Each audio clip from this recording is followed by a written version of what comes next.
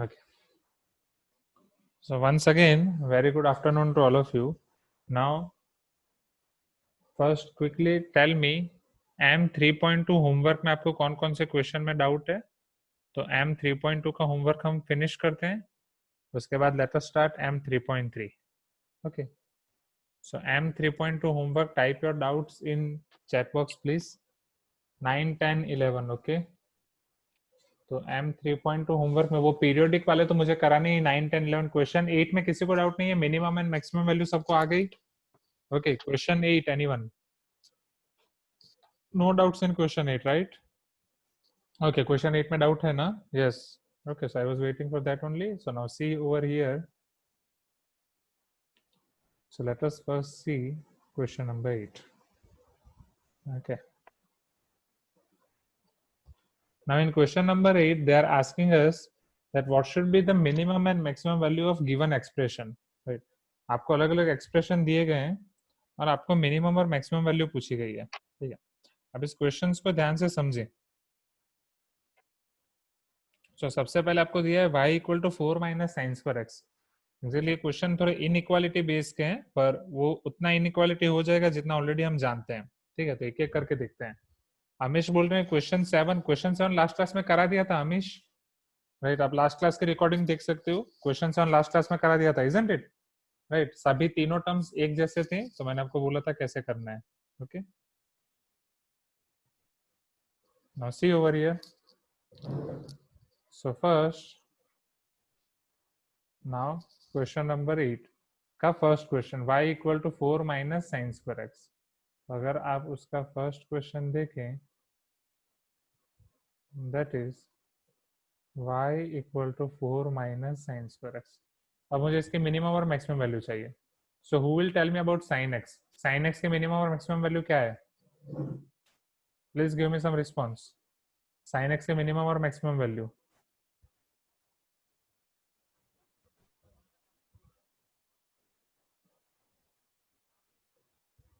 -1 is less than or equal to sin x is less than or equal to 1, isn't it? sin x आपका -1 और 1 के बीच में होना चाहिए, राइट?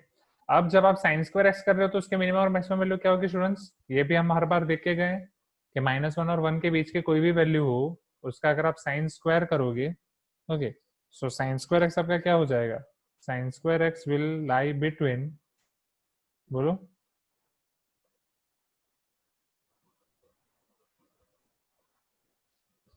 Very good, 0 to 1. तो यहाँ पे साइन स्क्वायर एक्स आपका हो जाएगा बिटवीन 0 to 1. अब आपको चाहिए 4 माइनस साइन स्क्वायर एक्स. तो again 4 minus sine square x के लिए पहले आपको माइनस साइन स्क्वायर एक्स करना पड़ेगा.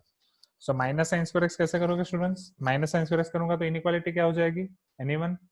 माइनस से मल्टीप्लाई करूंगा तो क्या इनइक्वालिटी सेम रहेगी या चेंज हो जाएगी?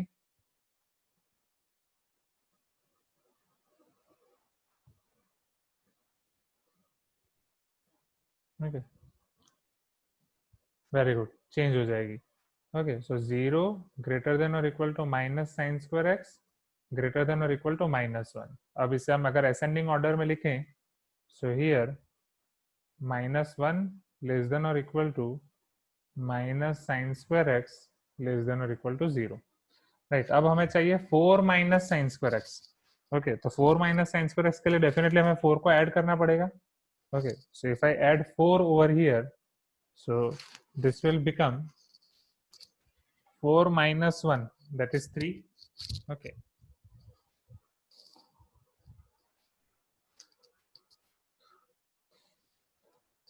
so see here,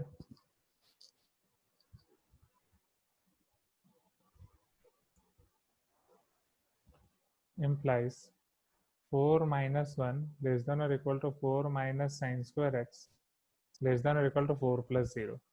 Now 4 minus 1 is 3 less than or equal to 4 minus sine square x less than or equal to 4. So 4 minus sine square x will belong to 3 to 4. Is it clear now? Right, मतलब y की minimum और maximum value, y की minimum value क्या हो जाएगी? 4 minus 3 sin square x is nothing but your y only. Okay, so y minimum is equal to 3 and y maximum equal to 4. Is it clear now? अब ये question कैसे करना है पता चला? ओके, तो late me show you question 8 का second part. अभी हम क्वेश्चन 8 का सेकंड पार्ट देखते हैं. ओके,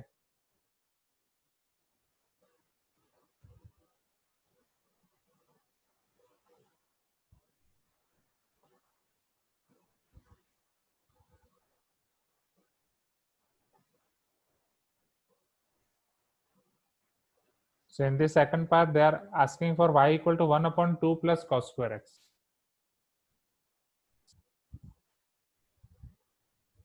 ओके, तो हम स्टेप बाय स्टेप जाएंगे. सबसे पहले हम cos x का फाइंड करेंगे. Okay, so we all know that cos x की मिनिमम और मैक्सिमम वैल्यू क्या होती है? -1 and 1. So we all know that -1 is less than or equal to cos x is less than or equal to 1. उसके बाद same procedure cos square x. Very good. तो cos square x की value आपके कहा क्या होगी? Minimum और maximum. Students, give me minimum और maximum value of cos square x. So implies 0 less than or equal to cos square x less than or equal to 1. Implies 2 plus cos square x, right? Very good. So 0 plus 2 less than or equal to 2 plus cos square x less than or equal to 1 plus 2. So it is 2 is less than or equal to 2 plus cos square x is less than or equal to 3. So 2 plus cos square x will belong to 2 to 3. Now what about 1 upon 2 plus cos square x? चलो 1 upon 2 plus cos square x के लिए क्या होगा students?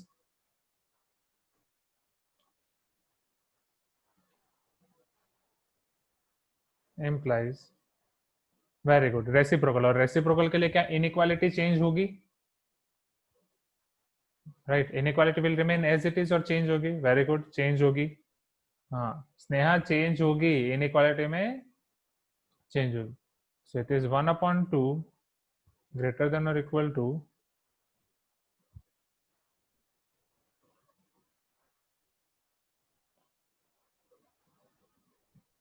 1 upon 2 plus cos square x is greater than or equal to 1 upon 3. अब हम इसे ascending order में लिखेंगे. तो मिनिमम वैल्यू है हमारी 1 upon 3 is less than or equal to 1 upon 2 plus cos square x is y is less than or equal to half. तो यहाँ से मैं लिख सकता हूँ कि here my y minimum is equal to 1 upon 3 and y maximum equal to half. Is it clear now? Shall we move to next question? Okay, ये clear हो गया. अब इसका third part. Students please give me some response. Right, अगर आप response नहीं दोगे तो मैं मान लूंगा कि आपको सभी सारी चीजें क्लियर है. Okay, so now third part is y equal to cos square x minus sin square x. Now it is interesting. अब ये cos square x minus sin square x आपका इंटरेस्टिंग है समझना. अब यहाँ पे एक चीज हमेशा याद रखना कि cos square x और sin square x अगर दोनों चीजें आपके पास हो तो आप दोनों के रेंज साइमल्टेनियसली नहीं फाइंड कर सकते. आपको किसी भी एक में कन्वर्ट करना पड़ेगा. जब तक आप कन्वर्ट नहीं करोगे तब तक आप नहीं फाइंड कर सकते. ठीक है. So here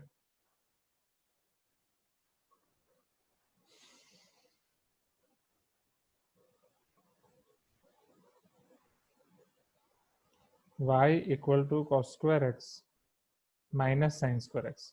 because cos square x आपका 0 to 1 के बीच में है, sin square x आपका 0 to 1 के बीच में. आप डायरेक्ट आप उसको सब्ट्रैक्ट नहीं कर सकते. क्यों? क्योंकि जब आपका cos 0 होगा तब आपका sin 1 होगा या -1 भी हो सकता है. Are you getting my point? और जब sin आपका 0 होगा तब cos आपका 1 या -1 कुछ भी हो सकता है. तो आपको कोई भी एक में फंक्शन में कन्वर्ट करना पड़ेगा. Yes, very good Aryan. तो बोलो अब cos square minus sin square को किस में कन्वर्ट कर सकते हैं? कैसे कन्वर्ट कर सकते हैं?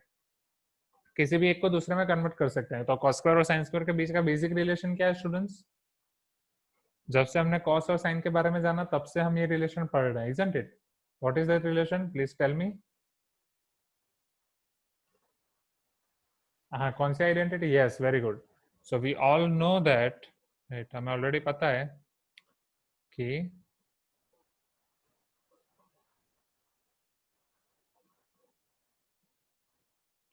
cos square x plus sin square x is equal to 1. Okay, so we all know that cos square x plus sin square x is equal to 1. So किसी भी एक को दूसरे में कन्वर्ट कर सकते हो. Either you can convert cos square into sin square और sin square into cos square. तो अगर मैं sin square को कन्वर्ट कर रहा हूँ तो my sin square x will become 1 minus cos square x, isn't it, from identity? So if I put this value over here, so my y will become cos square x as it is minus this sin square x will become 1 minus cos square x, isn't it? This sin square x will become 1 minus cos square x. So here y is equal to cos square x minus 1 minus minus plus cos square x So it is equal to 2 times cos square x minus 1. Okay. Now see. So now we can find its range directly, isn't it? Minimum and maximum value. So we know that cos x lies between -1 to 1. So implies cos square x, it will lie between 0 to 1. Now 2 times cos square x, it will be between 0 to 2. Now -1 plus 2 times cos square x. Just I have to subtract 1 from each and every place. So 0 minus 1 less than or equal to 2 cos square x minus 1 less than or equal to 2 minus 1. So therefore, -1 less than or equal to 2 cos square x minus 1 less than or equal to 1. So 2 cos square x minus 1 की limit आपकी आ जाएगी -1 to 1. So here it is your y. So y minimum is -1 and y maximum is +1. Is it clear? Right. अब इसके बाद हम बहुत सारी formula पढ़ेंगे. वो फॉर्मूला पढ़ के ये चीज हम डायरेक्टली निकाल सकते हैं. आपको ये पूरा कैलकुलेशन करने की जरूरत ही नहीं है. ठीक है. वो जब हम फॉर्मूला पढ़ेंगे तब मैं आपको वापस रिवाइज कराऊंगा. Okay. Till then, अगर ये क्लियर है तो shall we move for question 9, question 10, 11? Okay. Yes, minimum value -1, maximum value +1. Okay. चलो. So let us see question number 9, 10, 11 now. So in question number 9, what is the period of graphs shown below?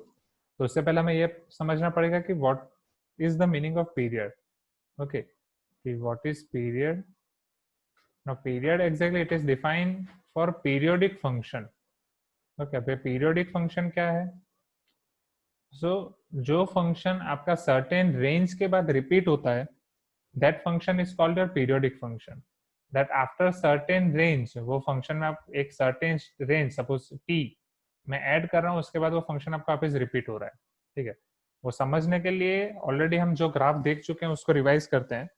तो sign, cos, ten, cosec, सेक, cot, इन सबके graph हम देख चुके हैं, isn't it? सो ये हैं वो सबके ग्राफ. आपको याद है यहाँ पे सी हियर, राइट? ऑलरेडी हमने यहाँ पे प्लॉट किए थे. If you see those graphs, let me show you first graph of y equal to sin x. Okay, see here. Okay.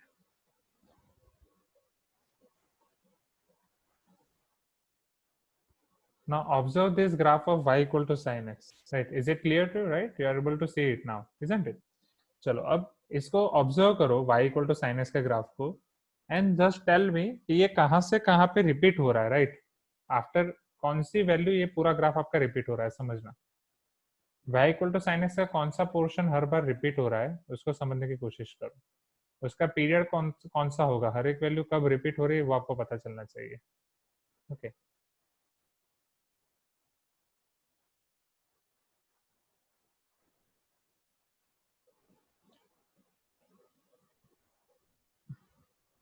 नहीं, थोड़ा और सोचो.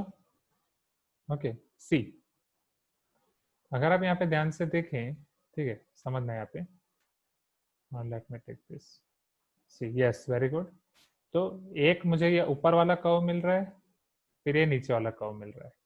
ठीक है, मतलब मुझे एक ये कर्व मिल रहा है, फिर वापस यही रिपीट हो रहा है. देखो ये सेकंड टाइम, फिर वापस यही रिपीट हो रहा है ये थर्ड टाइम, और यहाँ पे भी यही रिपीट हो रहा है ये फोर्थ टाइम.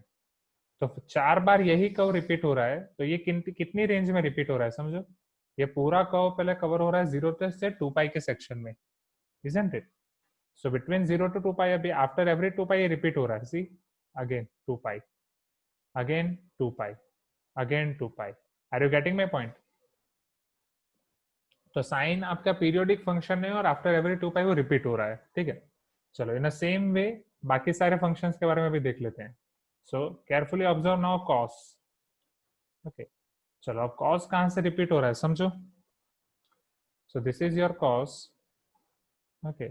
कॉस में अभी आपको सेम ये एक कर्व ऊपर वाला मिल रहा है, एक नीचे वाला कर्व मिल रहा है, और अगर आप यहाँ से शुरू कर रहे हो समझना, तो यहाँ पे और यहाँ पे ये ग्राफ आपका खत्म होगा, तो आपको ऐसा कर्व मिल रहा है, और ये आपका वापस रिपीट हो रहा है। सी, ये आपका एक सेक्शन हुआ, ये दूसरा आफ्टर 2 पाई। ओके ना, नॉट पाई बाई 2, समझो वापस इधर 2 पाई, राइट। ये पूरा सेक्शन है कि पाई बाई 2 के बाद वापस आपको पॉजिटिव नेगेटिव भी तो आ रहा है। ओके, सो cos x भी आपका पीरियोडिक फंक्शन है, और cos x का भी देखो ये सेक्शन आपका रिपीट हो रहा है, इतने सेक्शन में आपका 0 से 2 पाई, इजंट इट, और वही सेक्शन आपका रिपीट होता जा रहा है। Can able to see it clearly? See, वही सेक्शन यहाँ पे रिपीट, वही सेक्शन यहाँ पे रिपीट। ओके, सो cos का 2 पाई है, वो भी क्लियर हो गया सबको? आइडेंटिफाई करना आ रहा है ना ग्राफ से पीरियोडिक फंक्शन, क्योंकि उसी बेस से आपका क्वेश्चन 9, 10 और 11 होगा।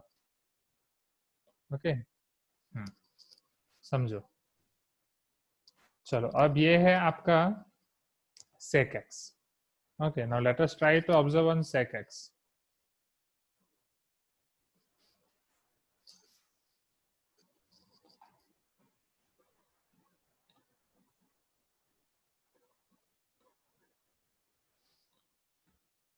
चलो, now who will tell me sec x का पीरियड क्या होगा? जैसे cos का था, ठीक है, sec कहाँ पे रिपीट हो रहा है? sec का कितना पोर्शन है जो रिपीट हो रहा है? सेम जितना cos का था, राइट। पहले आपका ये वाला पोर्शन आएगा, ठीक है, उसके बाद ये नीचे वाला आपका पूरा पोर्शन आ जाएगा। ओके, फिर अगेन ये वाला पोर्शन आएगा। तो अब ये जो पोर्शन है इतना, यहाँ से यहाँ तक 0 से 2 पाई, वो वापस रिपीट होगा। सी, ये पूरा पोर्शन आपका 0 से 2 पाई में जो यहाँ पे था, वही वापस यहाँ पे रिपीट हो रहा है। पहले ऊपर वाला कर्व हो गया, फिर नीचे वाला कर्व, फिर ये ऊपर वाला बाकी का curve, remaining half, isn't it? Yes.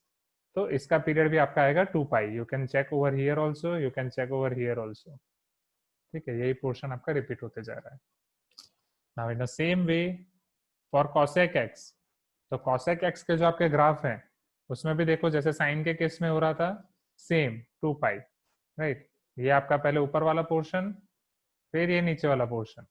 अब ये आपका दोनों 0 से 2 पाई में कवर हो गया, फिर वापस ये 0 से 2 पाई, 2 पाई से 4 पाई, यहाँ -2 पाई से 0। सो ये upper and lower, upper and lower, upper and lower, right. तो यहाँ पे भी आपका 2 पाई, ग्रेट।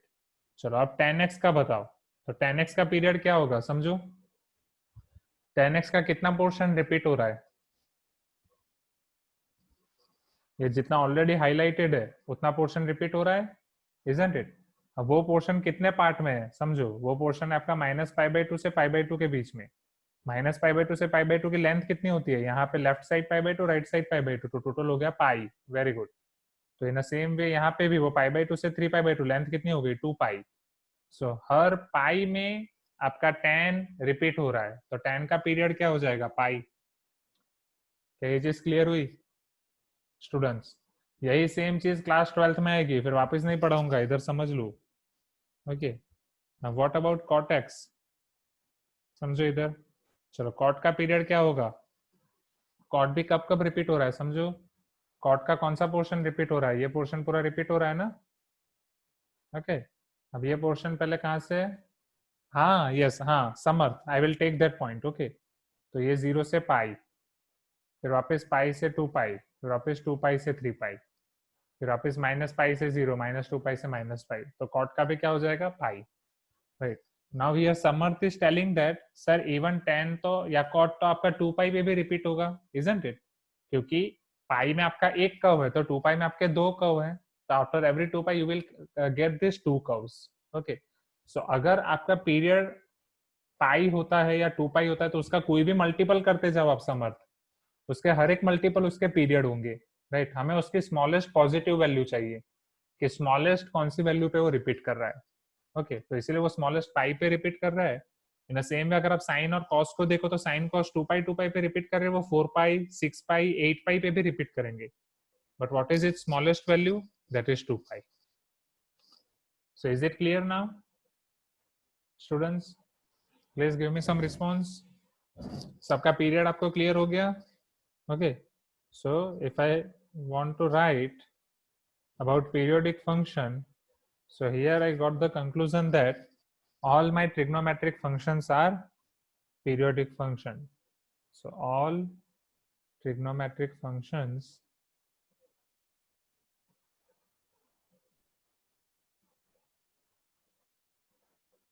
are periodic functions. और सबके पीरियड अलग अलग हैं. Okay, so if you observe their period,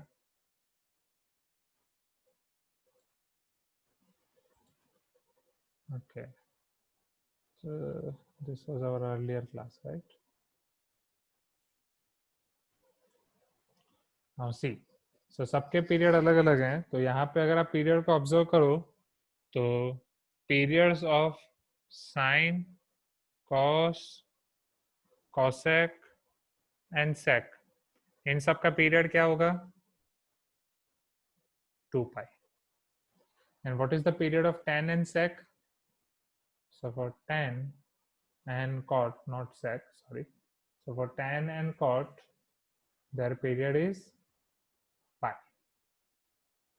Is it clear? ये आपको याद रखना है. ये आपको फॉर्मूला बुक में याद रखना है कि कौन सा किसका पीरियड कौन सा. Okay, now based on that, चलो अब आप ये वाले ग्राफ, ये वाले क्वेश्चन आराम से कर सकते हो. So if you observe your question number 9,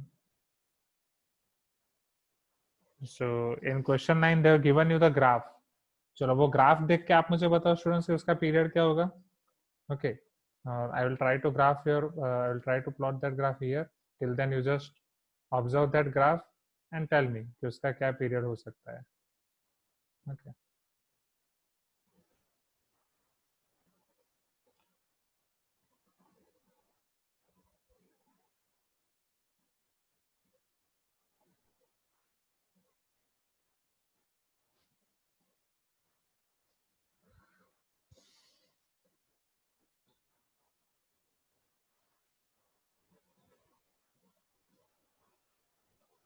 Okay, we'll see.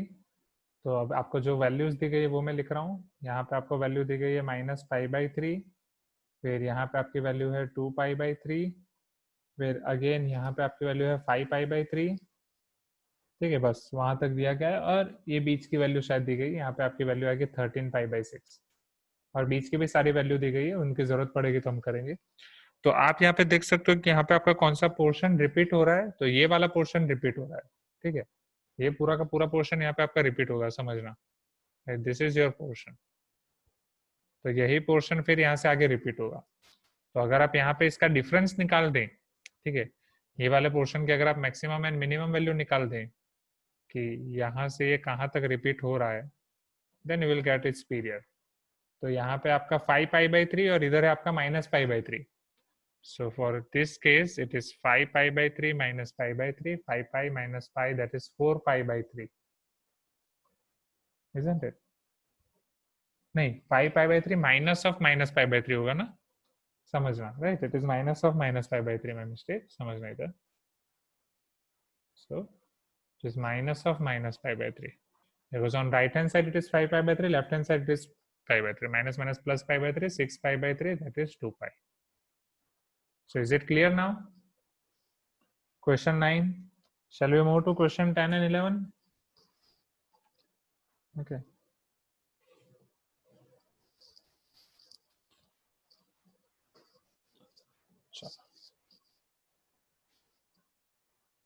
So let us see question 10 and 11.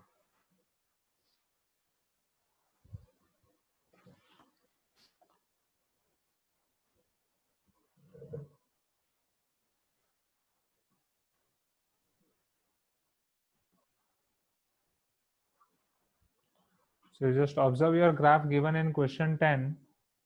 So what is its, or we have to find its function.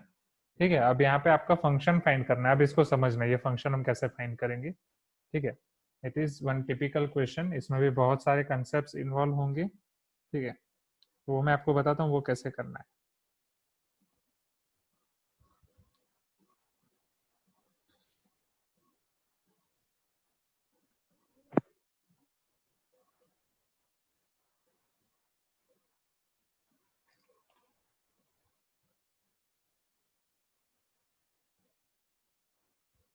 Now see here.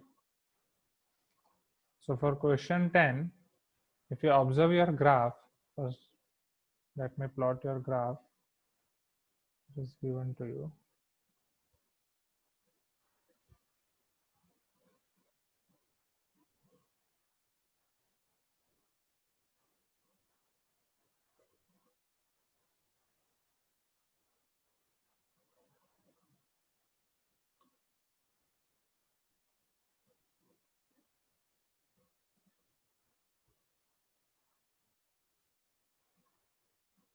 Something like this, isn't it? And if I write all its values given, so its maximum value is 0.5, minimum value is minus 0.5.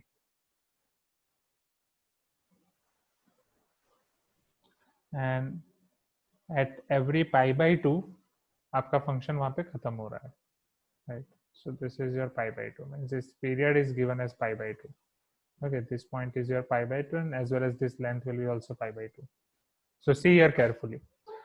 सबसे पहले मुझे ये बताओ कि ये graph कौन से graph के सिमिलर है जो हमने देखा था, sin x के सिमिलर है कि cos x के सिमिलर है, पहले वो बताओ.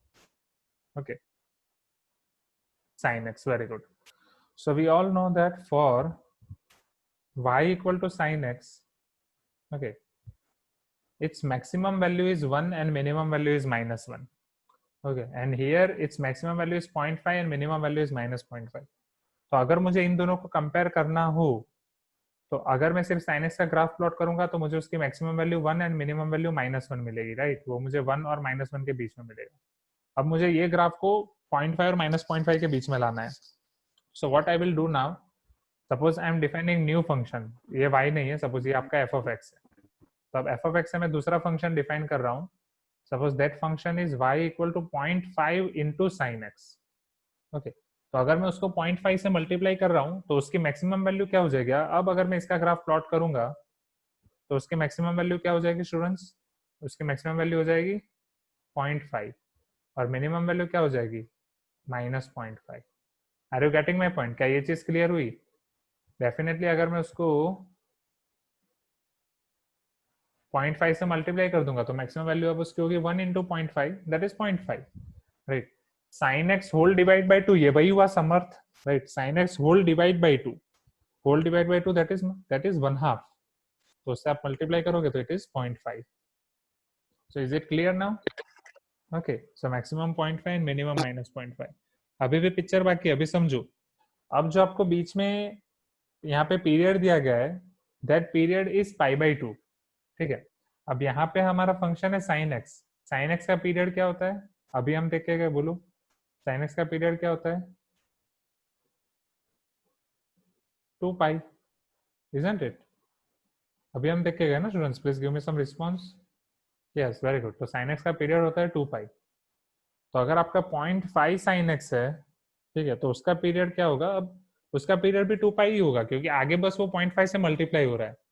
तो इसका सिर्फ रेंज चेंज होगी, ठीक है, इसका डोमेन चेंज नहीं होगा. तो इसका पीरियड भी 2 पाई ही होगा, ठीक है. बट आपको जो फंक्शन दिया गया है उसका पीरियड आपको दिया गया है पाई बाई 2. कैन यू से दिस? तो इसका फंक्शन आपको दिया गया है पीरियड पाई बाई 2. अब यहाँ पे पीरियड का एक रिलेशन है, ठीक है, वो मैं आपको बता रहा हूँ. तो पहले मैं आपको रिलेशन बता रहा हूँ, उसके बाद हम यहाँ पे डिसाइड करेंगे. So if period of f of x is t, समझना, if period of f of x is t, then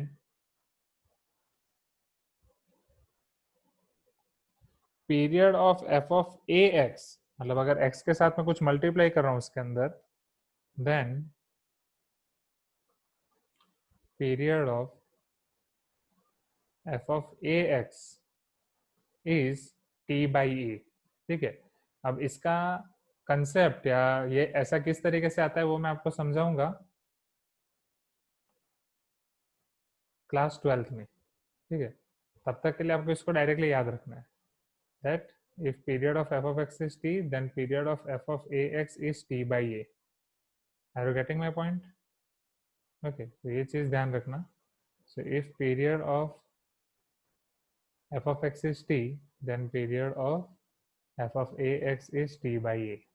Okay, तो अब यहाँ से अगर मुझे कंपेयर करना हो, समझना, तो मुझे ये पता है कि साइन एक्स का पीरियड, ठीक है, या period of sine x is 2 pi. So period of 0.5 sine x is 2 पाई। अब यहाँ पे जो फंक्शन दिया गया उसका पीरियड है पाई/2। तो पाई/2 को अगर आप 2 पाई से कंपेयर करो तो 2 पाई को किससे डिवाइड करोगे तो पाई/2 होगा, 2 पाई/4, isn't it? 2 पाई/4 will be equal to पाई/2। तो ये वाला अगर पीरियड मुझे पाई/2 लाना है, दैट मीन्स मुझे 2 पाई को 4 से डिवाइड करना पड़ेगा। और अगर मैं 2 पाई को 4 से डिवाइड कर रहा हूँ तो अंदर फंक्शन को x के साथ 4 से मल्टीप्लाई करना पड़ेगा। So therefore my function will be 0.5 sin 4x। So period of 0.5 sin 4x will be पाई/2।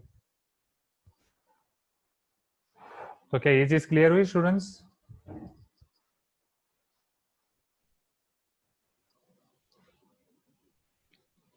Okay, not clear?